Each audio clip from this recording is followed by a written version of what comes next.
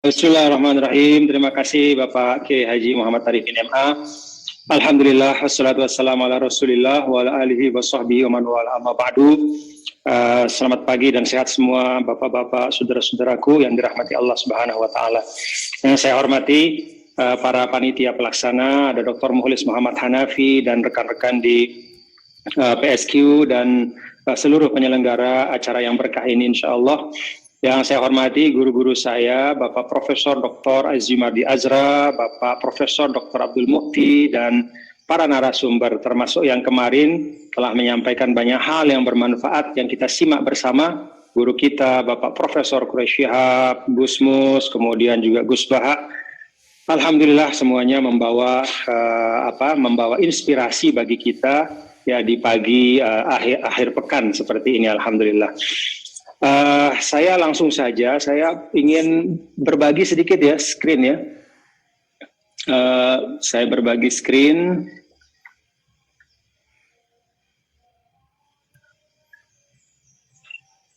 Ya, jadi ini screen ini saya bikin tadi ya, ya karena diperintahkan oleh panitia ini, jadi harus dibikin kata beliau. Ya udah saya bikin aja begini. Pak Prof. Abdul Mukti, jadi sebenarnya saya sama dengan Pak Prof ya, jadi kita berusaha untuk mencari gagasan ya apa yang kita perlu sampaikan, karena memang ini adalah hal baru yang kita temukan ya, yang saya maksud adalah masalah digitalisasi dengan segenap tantangannya ya, khususnya tantangan terhadap dakwah. Saya mulai dengan firman Allah Ta'ala yang kita sering simak ya, dan dari kemarin juga guru-guru kita itu memfondasikan pembicaraan beliau-beliau dari ayat ini. Jadi ini menurut saya kaidah zahabiyah ya, satu rujukan yang paling penting ya ketika kita berdakwah. Ayat 125 dari surah An-Nahl, Ud'u ya Muhammad. Jadi Ud'u ya Muhammad ini menyadarkan kita bahwa pertama dakwah itu adalah wazifah nabawiyah. Artinya ini diberikan oleh Allah kepada Nabi Muhammad SAW. Lalu dari itu kemudian dia berubah menjadi wazifah imaniyah, yaitu merupakan tugas dan kewajiban orang-orang yang beriman, tetapi dengan persyaratan ashabu kafaat. Jadi dia juga wazifatun ilmiah, jadi suatu fungsi keilmuan juga. Nah, wazifah di sini saya ingin sampaikan, kan kita sering bicara tentang ulama warasatul anbiya ya. Ada dua sisi dalam ungkapan Rasul itu dalam pandangan dan pemahaman saya. Yang pertama memang dia tasyrif ya, bahwa para ulama itu diberikan kedudukan, kemuliaan di sisi Allah Subhanahu wa taala di dalam ajaran Islam, sehingga dia harus dimuliakan, harus dihormati. Tetapi juga pada saat yang sama hadis itu juga mengandung mengandung makna pembebanan suatu amanah yang sesungguhnya sangat berat.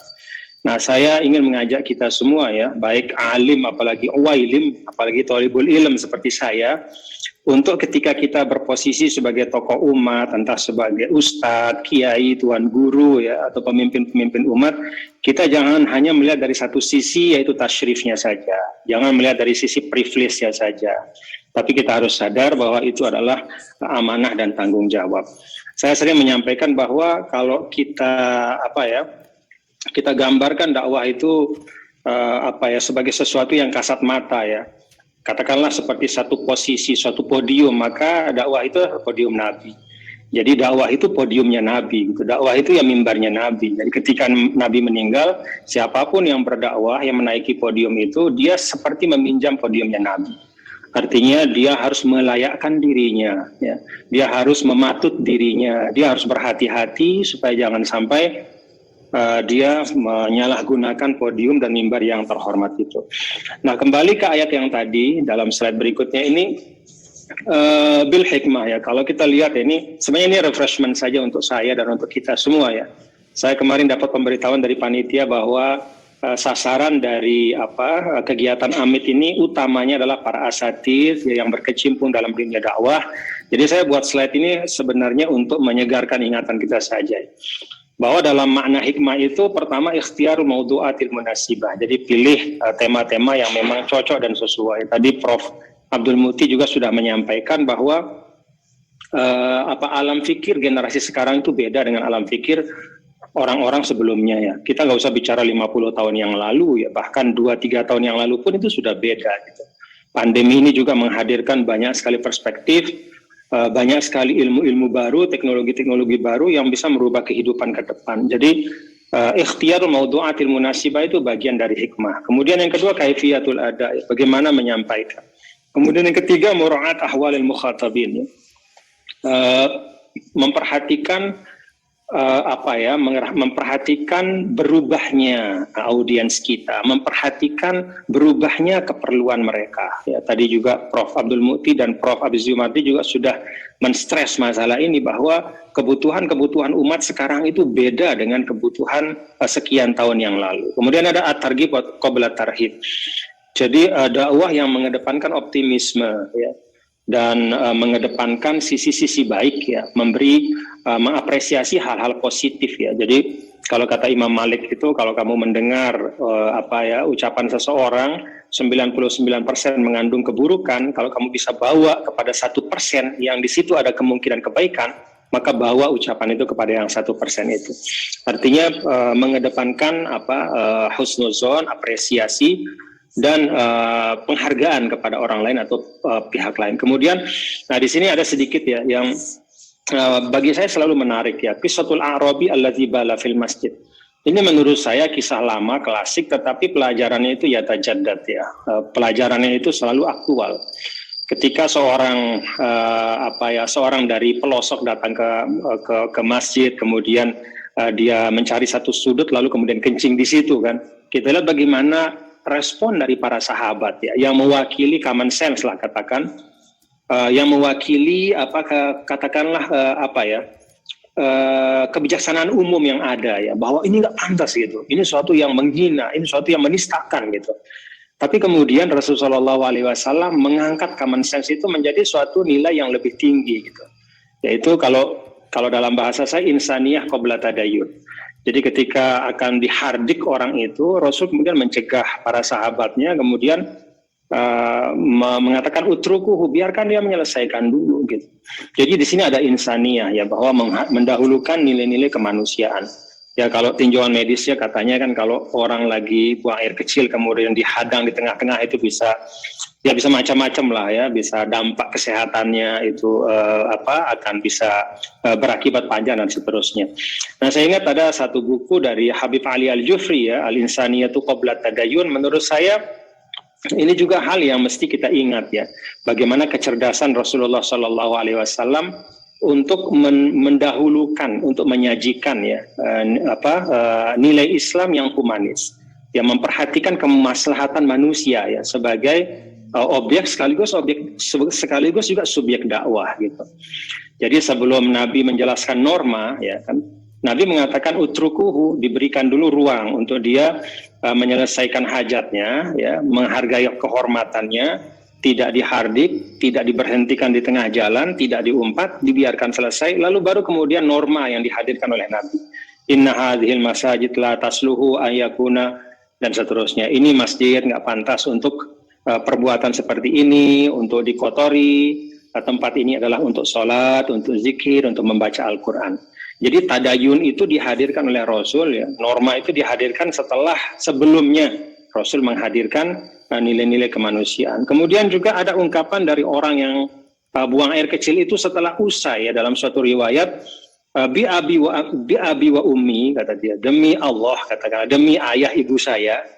Yang namanya Nabi itu lam yasubba wa lam yu'annib wa lam yadrib. Yang namanya Nabi yang saya temui itu ternyata dia tidak ada umpatan sedikit pun, ya, yang saya dengar, ya, ketika saya berbuat salah itu. Tidak ada hujatan, tidak ada laknat, apalagi tidak ada pukulan. Jadi di sini juga menurut saya yang penting betul untuk kita memperhatikan tarbiyah bila sab, ya, suatu bentuk pendidikan dari Rasulullah SAW yang tidak dikotori oleh hal-hal yang tidak perlu, ya, dengan hujatan-hujatan. Kemudian di sini juga ada ru'yah manhajiyah. Jadi dakwah itu ya seperti Rasulullah SAW melihat orang yang melakukan perbuatan ini, beliau kemudian menangani dengan konsep, ya dengan pentahapan-pentahapan yang yang beliau susun, ya, dalam bentuk yang sangat menarik, sehingga pada akhirnya seorang itu kemudian menjadi lebih tertambat lagi hatinya kepada Islam, ya. Lalu kemudian yang terakhir ru'yah mustaqbaliyah. Jadi Rasul Shallallahu Alaihi Wasallam selalu dalam berinteraksi itu selalu melihat perspektif yang akan datang, gitu. Bahwa siapapun yang dihadapi itu sesungguhnya bisa menjadi aset untuk Islam pada masa yang akan datang, bisa menjadi aset untuk kebaikan. Jadi tidak dilihat kesalahannya hari ini, tidak dilihat kekeliruannya hari ini, tapi dilihat potensinya untuk masa yang akan datang. Kemudian yang berikutnya mau'izah hasanah. Ya. Sekali lagi ini refreshment saja untuk kita semua. Yang pertama al-qasdu wan niyah. Jadi al-mau'izatul hasanah itu kalau kita lihat uraian para ulama itu dia disimpulkan merupakan satu rantai dari 3 hal yang tidak terpisahkan. Dari an-niyah, kemudian al-mahiyah dan al-kalimah, atau al-qasdu, al-madmun wal uslub. Jadi ujaran-ujaran kita itu juga ternyata sangat dipengaruhi oleh intensi dan tendensi kita, gitu. Jadi al-husnu ya di dalam mau'izah ya, kalau dalam Al-Qur'an itu kan tidak disebut mau'izah secara mutlak ya, tapi ada sifatnya yaitu al-hasanah. Apa yang dimaksudkan dengan al-hasanah? Al-husnu ya nasihat yang baik ya. Ternyata baiknya itu bukan hanya diukur dari uslub saja, bukan dari kata-kata yang indah saja, tapi diukur mulai itu dari niat ya, dari al-qasdu wan niyah. Dan ini menurut saya juga batu uji yang berat juga buat para pendai ya. Para pendakwah seperti saya, seperti kita gitu, ketika menaiki podium, ketika mulai berbicara di depan publik, di depan jamaah kita, ya kita harus pastikan betul bahwa niat kita lah menyampaikan ajaran Allah. Bukan misalnya menyudutkan pihak tertentu, bukan ingin menunjukkan saya yang paling hebat, bukan ingin menunjukkan bahwa saya yang paling populer dan seterusnya. Jadi mulai dari al-qasdu wan niyah itu menunjukkan husnul mau'izah. Kemudian al-madmun ya, esensi dari apa yang kita sampaikan. Jadi bukan hanya covernya yang bagus ya, tapi isinya juga bagus gitu. Bukan hanya kata-katanya yang indah, tapi substansinya juga bisa mendekatkan orang kepada Allah. Nah, kemudian yang ketiga itu ada al-jidalul ahsan ya. Wajadilhum billati ya ahsan. Nah, ini juga menurut saya penting ya untuk masa ini sebagai konten ya, ini sebagai konten. Karena kalau kita bicara tentang digitalisasi itu kan ada 2 aspek ya, yang tadi juga sudah disampaikan oleh Prof. Abdul Mu'ti, bahwa pertama digitalisasi itu kita pahami sebagai pencapaian teknologi, artinya dia instrumen dakwah, dan juga digitalisasi dalam arti tantangan kita untuk menghadirkan konten yang baik di situ. Nah di sini ayat ini bicara utamanya ya, selain bicara tentang cara, itu adalah bicara tentang isi atau substansi tentang konten. Nah al-jidalul ahsan, apa sih perdebatan dengan yang lebih baik ya? Kalau tadi nasihat itu yang baik, ini perdebatan yang lebih baik lagi. Nah ihtiram mauqifil mukhalifin, ya, menghormati atau menghormati perbedaan pandangan yang ada. Jadi tidak mengklaim bahwa saya sendirilah yang benar atau pandangan saya inilah yang 100% benar dan yang lain itu 100% salah. Kemudian yang kedua tarkiz ala niqatil mushtarakah. Jadi dalam dialektika pemikiran itu penting betul untuk kita bergerak ke tengah ya, untuk mencari apa hal-hal yang bisa kita sepakati.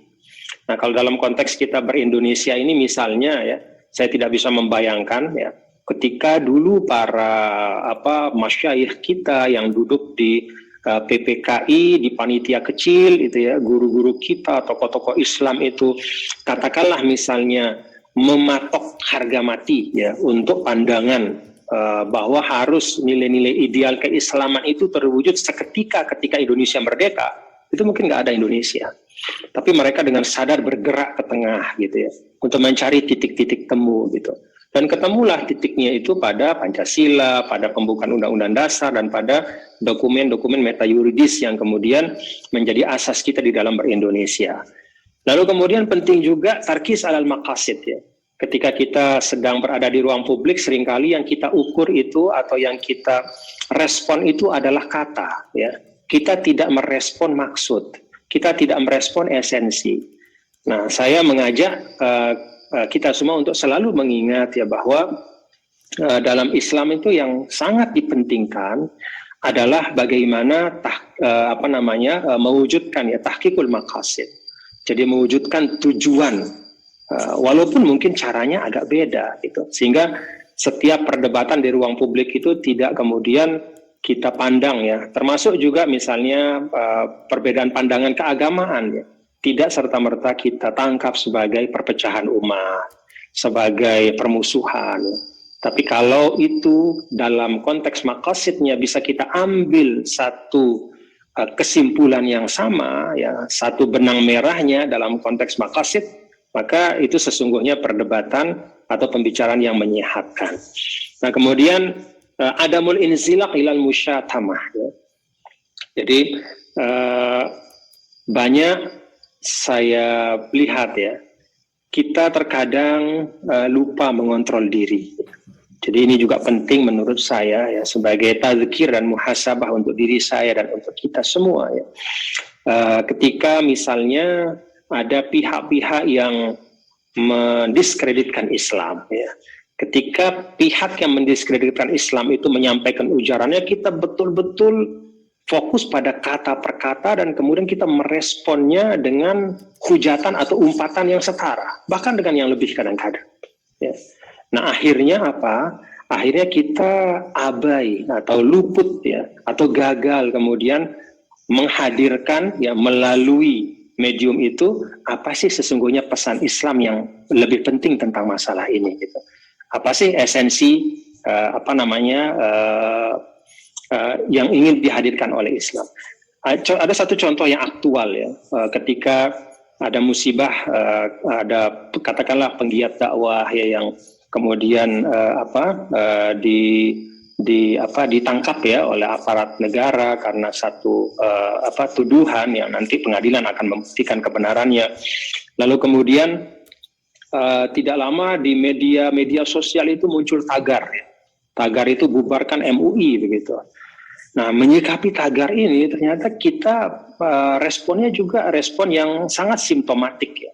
Jadi tagar ini kita anggap adalah upaya untuk menghina Islam ya, untuk merusak Islam, maka kemudian reaksi kita semuanya emosional, hampir semuanya emosional. Nah, kita lupa ya menjelaskan kenapa pentingnya MUI itu tetap ada. Kita lupa menjelaskan bahwa MUI itu telah terlalu banyak berkontribusi untuk bangsa ya, melalui pandangan-pandangan keislaman dan kebangsaannya yang matang ya. Tentu ada beberapa hal yang bisa diperdebatkan, tapi secara umum MUI itu sudah sangat banyak perannya untuk umat dan untuk bangsa gitu. Nah, kita luput menjelaskan hal-hal penting ini gitu. Akhirnya kita jatuh kepada al-musyatamah ya. Nah, pada akhirnya kalau bicara tentang era digital ya, saya ingin mengajak kita semua untuk mengingat ya bahwa instrumen boleh saja berubah ya dan berkembang ya. Kemudian tendensi dari al-mukhatabin ya itu juga bisa berubah dari waktu ke waktu ya. Tapi ada hal-hal asas yang menurut saya penting untuk kita di Indonesia dalam konteks keislaman dan kebangsaan. Pertama, tarbiyatul ummah yang berupa gharsul qiyam wa fahmuz zaman. Jadi upaya-upaya pendidikan ini yang harus terus menjadi agenda kita yang kita suarakan di media-media dakwah kita. Ya melalui media digital dan semua media yang ada ya. Yang esensinya apa? Gharsul qiyam ya, menanamkan nilai-nilai keislaman. Ya. Kalau infrastruktur keislaman di Indonesia ini saya pikir hampir tidak ada negara yang punya infrastruktur keislaman selengkap kita. Bahkan suprastruktur dakwah juga mungkin tidak ada yang selengkap kita ya. Lembaga-lembaga dan seterusnya, sekolah-sekolah banyak sekali. Tapi al-qiyamul islamiyah yang kalau istilah ulama itu adalah at-tadayyun al-mu'ash ya, suatu keberagamaan yang hidup dan terlihat dalam keseharian.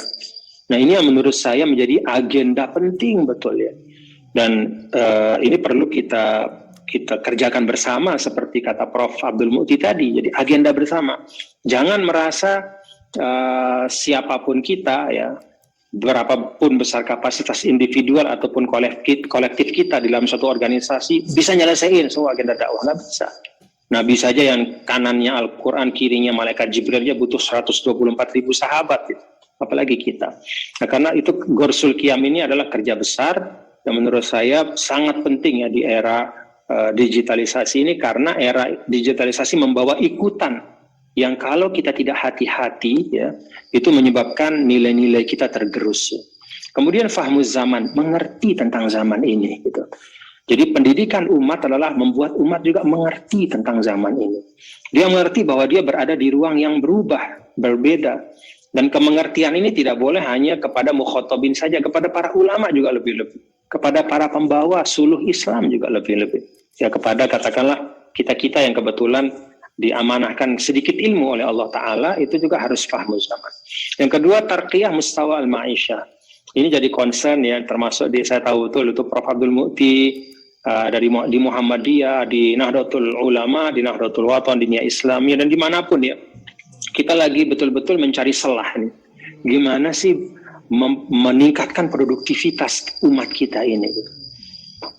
Kalau katakanlah dulu ada upaya afirmatif, misalnya kita minta umat ini dikasih misalnya lahan-lahan untuk dikelola, meningkatkan mustawanya gitu. Tapi ternyata kita nggak punya kapasitas untuk mengelola juga pada akhirnya. Ya, kembali lagi kepada titik nol. Nah, itu semua menurut saya adalah hal yang perlu disampaikan di dalam dakwah kita, ya, bahwa kita harus menjadi ummatun muntijah, umat yang musmirah, yang membuahkan, yang berproduksi, yang menghasilkan gitu.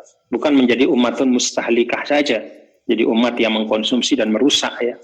Nah ini menurut saya agenda dakwah kita untuk menyuarakan ini ya. Dan alhamdulillah saya lihat semangat untuk ini di kalangan para dai juga sudah semakin bagus ya. Semakin banyak ruang-ruang dakwah yang isinya adalah menggugah umat untuk meningkatkan kualitas kehidupan ya. Kualitas ekonomi secara khusus dan juga kualitas kehidupan dan kontribusi kepada Indonesia. Lalu yang ketiga adalah tauhid sufufil ummah. Jadi agenda untuk selalu menghadirkan kesejukan ya. Kita ini kan heterogen ya. Sebesar-besar organisasi dia tetap butuh organisasi yang lain. Sekuat-kuat orang dia membutuhkan para penyokong, pembantu dan katakanlah para mitra ya. Partner untuk bersama-sama bekerja untuk di dalam wazifah yang mulia ini ya. Bekerja dalam wazifah yang mulia ini. Nah, tauhid sufufil ummah ini penting ya, tasamuh tawasud.